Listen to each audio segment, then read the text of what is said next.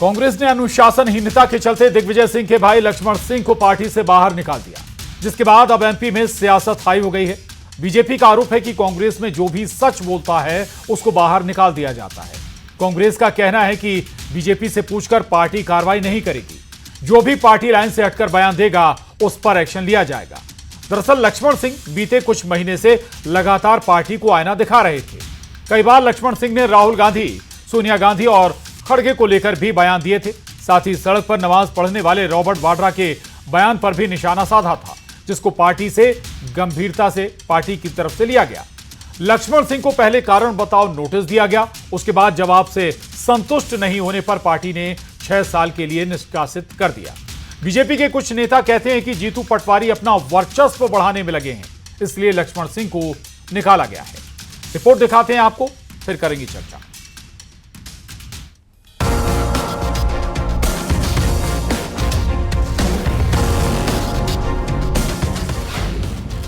विवादित बयानों के तीर, लक्ष्मण कांग्रेस से बाहर। मुझे समझ में नहीं आता कि निष्कासन का कारण क्या है। फिर मुझसे कहा गया कि मैं कहूं कि राहुल गांधी प्रधानमंत्री बनेंगे, ऐसा लिख के दे दीजिए तो आपको नोटिस वापस ले लेंगे। मैंने मना कर दिया, मैं ऐसी बात नहीं लिख सकता, मुझे निकाल दिया। हिट विकेट या आउट, बीजेपी कांग्रेस में फाइट। कांग्रेस में न राम रहने वाला है न लक्ष्मण रहने वाला है। ये कांग्रेस राहुल और सोनिया की गुलाम कांग्रेस हो गई है। देखिए, हम भारतीय जनता पार्टी के नेताओं से पूछकर तो कार्रवाई करेंगे नहीं। भाजपा को तो जो मन में आता है वो बोलती है। लक्ष्मण पर एक्शन, क्यों सियासी टेंशन? अब इस कांग्रेस में कोई बोलेगा उसकी सुनी जाएगी, और वो सत्य बोलेगा, और सत्य हमेशा कड़वा होता है, और कड़वा पचाने का सामर्थ्य कांग्रेस में नहीं है। और जो कार्रवाई हुई है वो की है। मैं भारतीय जनता पार्टी के नेताओं से पूछना चाहती हूँ कि उन्होंने तो विजय शाह पर आज तक कोई कार्रवाई नहीं की। अपने बयानों को लेकर चर्चा में रहने वाले लक्ष्मण सिंह को कांग्रेस ने पार्टी से बाहर का रास्ता दिखा दिया है, जिस पर अब सियासत शुरू हो गई है।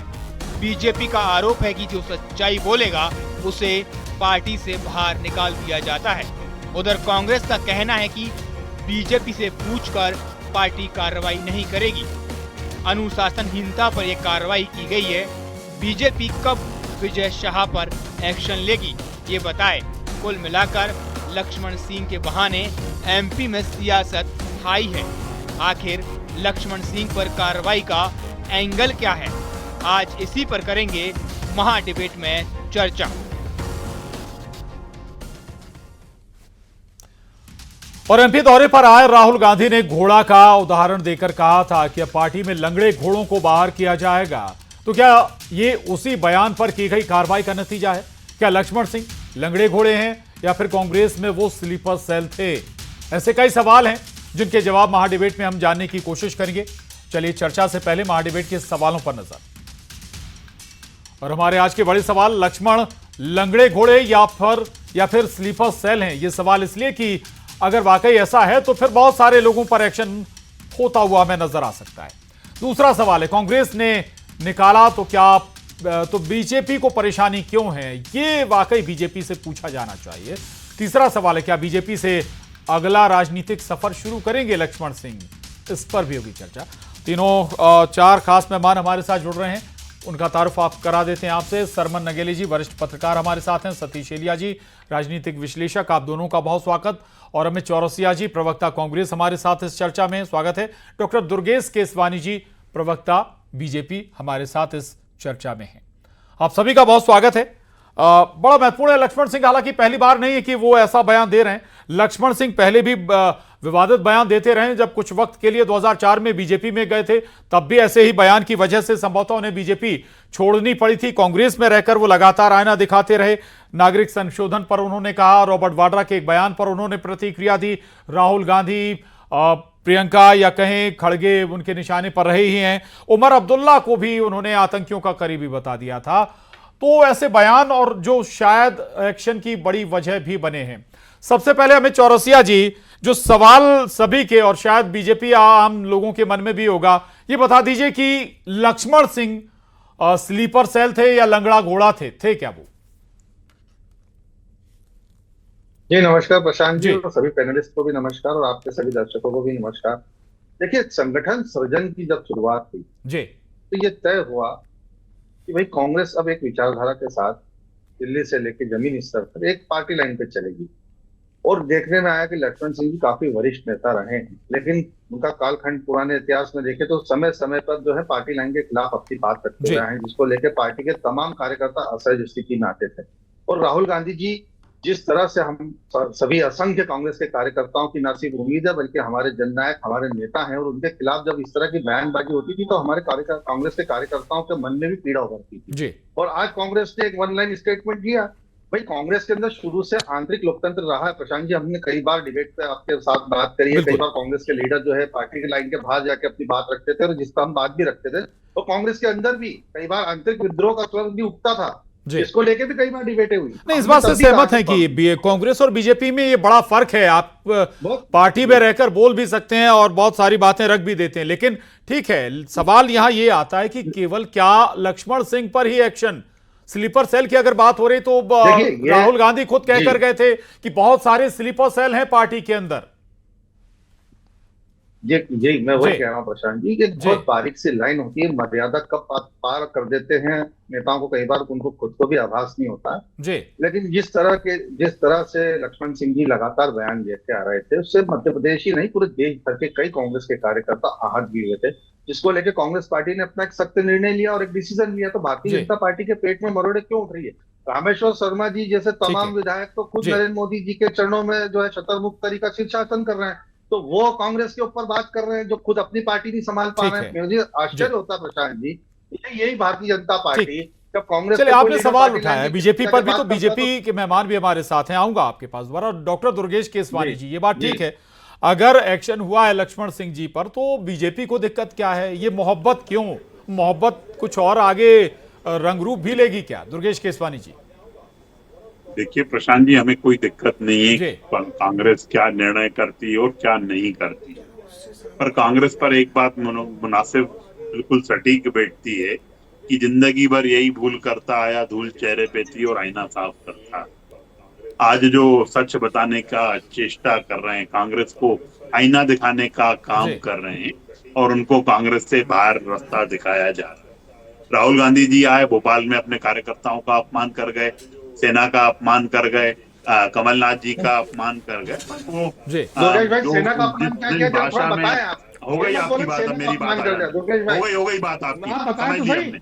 अरे मैं बात पूछ रहा हूं ना आपसे, बताइए स्टार्टिंग में ये करेंगे डिबेट। अमित जी सुन लीजिएगा, अमित चौरसिया जी सुन लीजिए, आ रहा हूं आपके पास दोबारा। नहीं आता है कि कब कहां पे क्या करना चाहिए, तो ये इनका वो है। हाँ, पूरी करिए बात दुर्गेश जी। अब राहुल गांधी जी आए, वो उन्होंने बताया कि भैया लंगड़ा घोड़ा होता है, सर्कस का घोड़ा होता है, रेत का घोड़ा होता है, बारात का घोड़ा होता है। अब कार्यकर्ताओं को घोड़ा बोलोगे तो संगठन क्या खाक चलेगा? आप अपने धीरे धीरे सब कार्यकर्ताओं को निकालते जाओगे। आज कांग्रेस में 5.5 लाख से ज्यादा कार्यकर्ताओं ने भाजपा का दामन। नहीं, सवाल तो यही है ना कि बीजेपी को इतनी चिंता क्यों कांग्रेस की, दुर्गेश जी? और दूसरा जो आप कह रहे हैं कि सच्चाई बोलने की सजा है, तो क्या बीजेपी में रहकर कोई कार्यकर्ता नेता इतना खुलकर बोल सकता है? देखिए, सभी कार्यकर्ता खुलकर ही बोलते हैं, कहीं कहीं कोई ऐसी दिक्कत नहीं है, पर क्योंकि हमारा विपक्षी दल है, हमारे इसका निश्चित रूप से जनता के प्रति दायित्व है कांग्रेस का भी, क्योंकि विपक्ष में जनता ने इनको आशीर्वाद दिया है। और जब विपक्षी दल के लोग ही खत्म हो जाएंगे, जब विपक्ष ही नहीं रहेगा, तो निश्चित रूप से हम तो हमेशा से उस बात को मानते आए कि निंदा किनारे राखी है, आंगन कुटी चबाए। तो निंदक को तो हमेशा अपने सामने रखना चाहिए, जो आलोचना कर रहा है उसको सामने रखना चाहिए। पर कांग्रेस के लोग जो रोज एक बार जो कांग्रेस छोड़ते जा रहे हैं सतत प्रक्रिया में, कांग्रेस को डूबता हुआ जहाज मान रहे हैं। और निश्चित रूप से मैं ये भी बिल्कुल स्पष्ट हो गया है कि जो आदमी बारात के घोड़े पे चढ़ा नहीं, जो रेस के घोड़े में चला नहीं, जो सर्कस में काम कर रहा है और मुझे लगता है कि लंगड़ा घोड़ा जिसको कहना चाहिए, जिनमें 90% ठीक है, आपने बहुत सारी बातें कह दी। अमित चौरसिया जी कहना चाह रहे थे आप कम शब्दों में, फिर और मेहमान हमारे साथ हैं। नहीं प्रशांत जी देखिए, अंदर की बात निकल के जीवान पर आई जाती प्रशांत जी। केशरवानी जी की बात आ गई सर्कस का घोड़ा। हमने तो राहुल जी ने कहा ही नहीं, प्रशांत जी कहीं कहा सर्कस का घोड़ा, लेकिन केशरवानी जी लक्ष्मण सिंह जी को सर्कस का घोड़ा बैठे हैं आपके चैनल पर, खुद ही बता रहे हैं। तो ये केशरवानी जी स्पष्ट करें, कांग्रेस कहीं के का मूल कहीं चरित्र का को घोड़ा बयां करने का काम कर रहे हैं जी। सुमित चौरसिया राहुल गांधी जी की पार्टी के नेता, वो इस तरह की बयानबाजी करेंगे। चलिए ठीक है, मैं आऊंगा आप दोनों के पास। सतीश एलिया जी, दो बातें हैं। एक तो निंदक न्यारे राह की जो बात कह रहे हैं, तो ये बातें तो दोनों राजनीतिक दलों पर लागू होती हैं। दोनों पार्टियों को निंदक न्यारे रखने चाहिए, यानी कि जो आईना दिखाता रहे समय समय पर।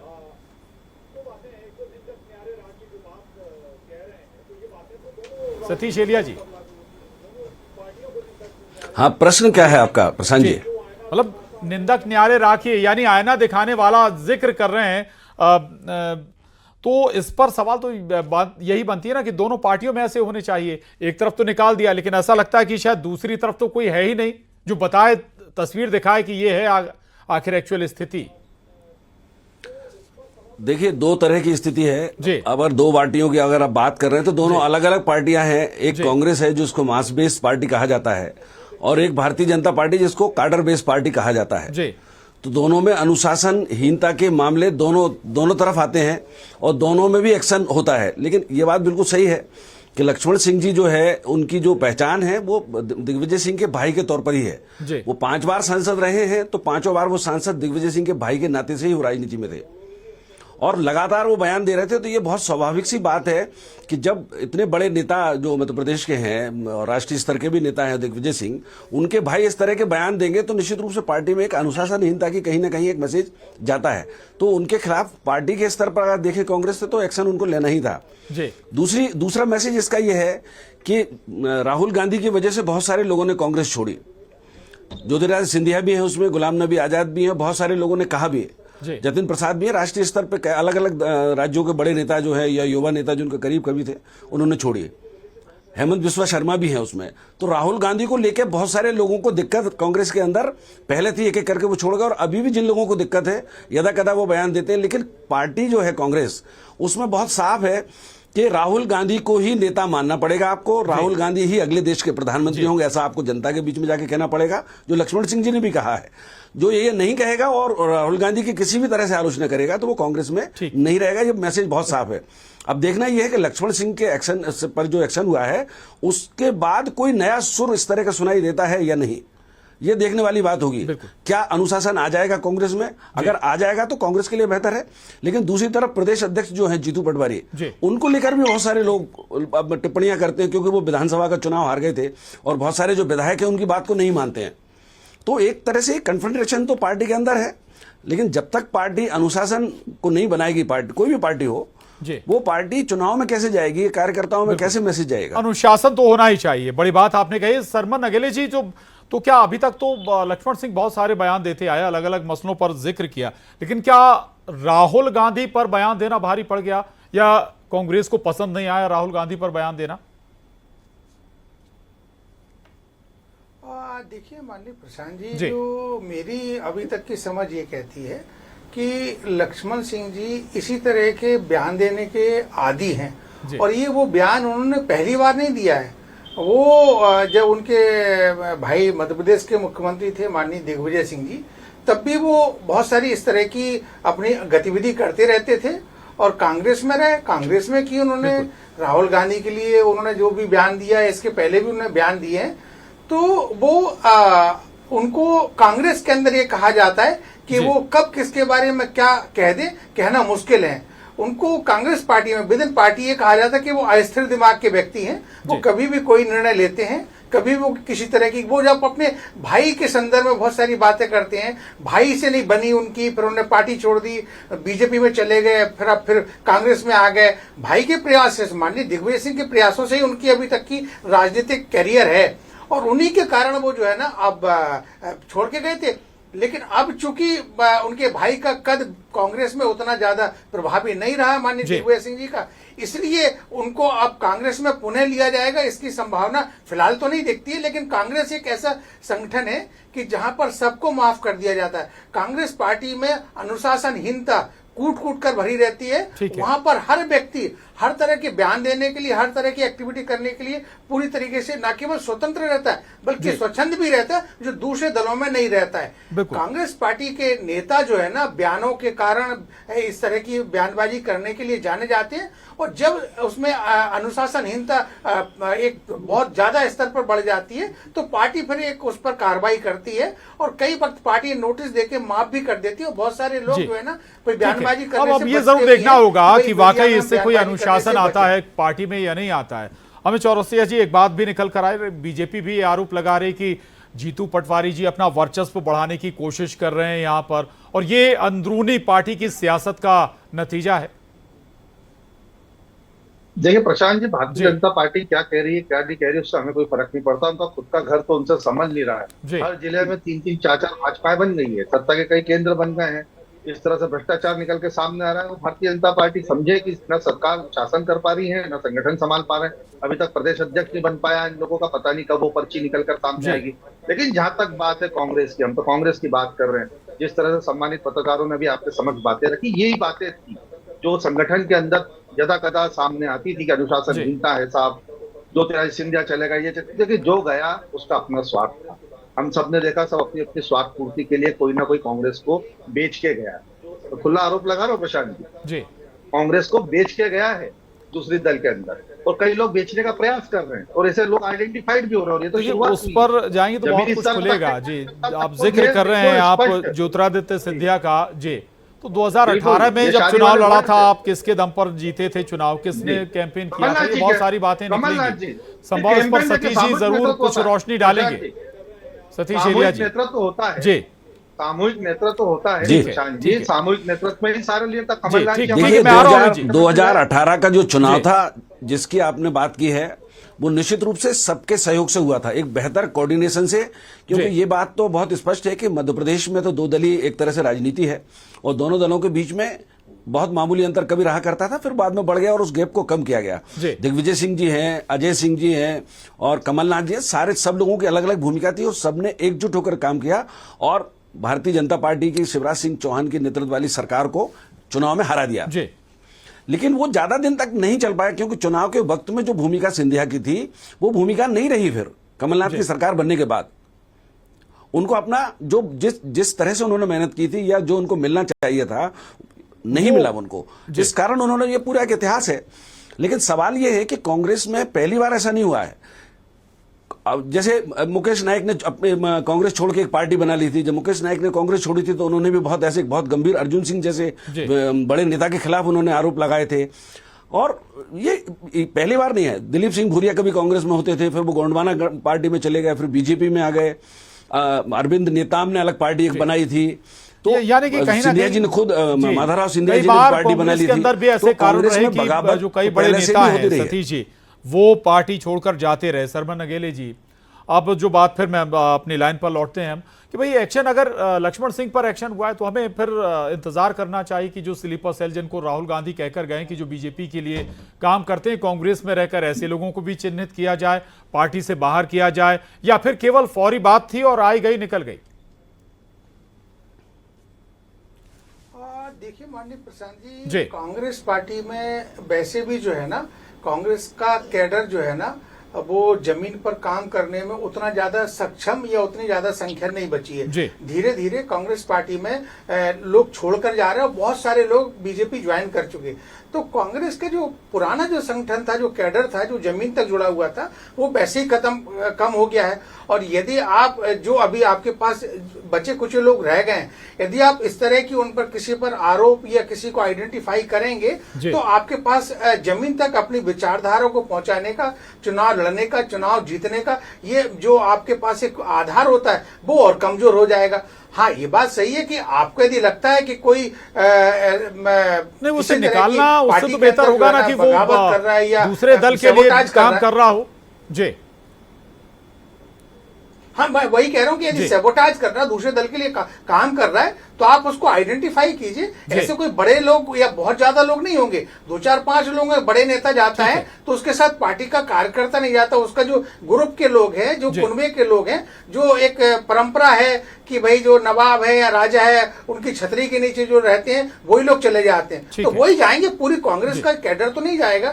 तो ये तो मैं कह रहा हूँ, कई चैनलों पे कह चुका हूँ, ये राहुल गांधी की कांग्रेस है, ये सोनिया गांधी, इंदिरा गांधी, राजीव गांधी, पीवी नरसिम्हा राव, ये उनकी कांग्रेस नहीं है। खड़गे जी अध्यक्ष जरूर है, लेकिन चल सिर्फ राहुल गांधी की रही है, भले ही वो पद पर ना हो, ये बात ठीक है, कैबिनेट मंत्री का दर्जा दिया गया है। ब्रिटिश तो फिर ये परिवारवाद का आरोप लगाया जाता है, ये गलत कहाँ है फिर? ठीक है, मैं लौटूंगा आपके पास। दुर्गेश केसवानी जी, ये बता दीजिए, लक्ष्मण सिंह 2004 में भी बीजेपी में आए थे, उसके बाद सांसद भी रहे बीजेपी से एक बार, फिर ऐसे ही किसी बयान के बाद निकाल भी दिया गया, फिर दोबारा कोई गुंजाइश बन रही है क्या बीजेपी में आने की? देखिए प्रशांत जी, तो हमारा वरिष्ठ नेतृत्व तय करता है, और जो कार्यकर्ता हमारी रीति नीति को, हमारे विचारों को नहीं, या फिर मैं इस तरह से पूछूं कि जो बीजेपी के लिए वो फायदा पहुंचाते रहे अपने पार्टी के खिलाफ बयान देकर, उसका कुछ प्रतिफल देंगे उन्हें? ये देखिए, वरिष्ठ नेतृत्व हमारा वो उसको देखता है। वरिष्ठ नेतृत्व से जब वो संपर्क करेंगे तो निश्चित रूप से जो हमारी विचारधारा को अंगीकार करेगा, जो विचारधारा को मानेगा, वो निश्चित रूप से, अब 5.5 लाख कार्यकर्ता तो पहले भी आ चुके हैं पार्टी में, इनके नेता अपने कार्यकर्ताओं को संभालनी।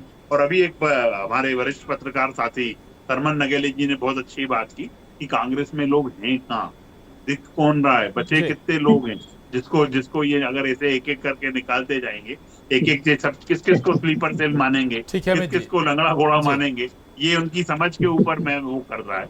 और निश्चित रूप से वो कांग्रेस की समझ है कि किसको क्या करना है, पर हम मध्य प्रदेश की जनता की चिंता, अच्छा विपक्ष होगा तो निश्चित रूप से जनता के हितों की बात करेगा, हमें और मोटिवेट करेगा। चूंकि मामला कांग्रेस से जुड़ा, वो तो एक आखिरी कमेंट अमित चौरसिया जी का जरूर बनता है। भाई अमित चौरसिया जी, अगर निकालते रहेंगे तो फिर कार्यकर्ता नेता बचेंगे कहाँ?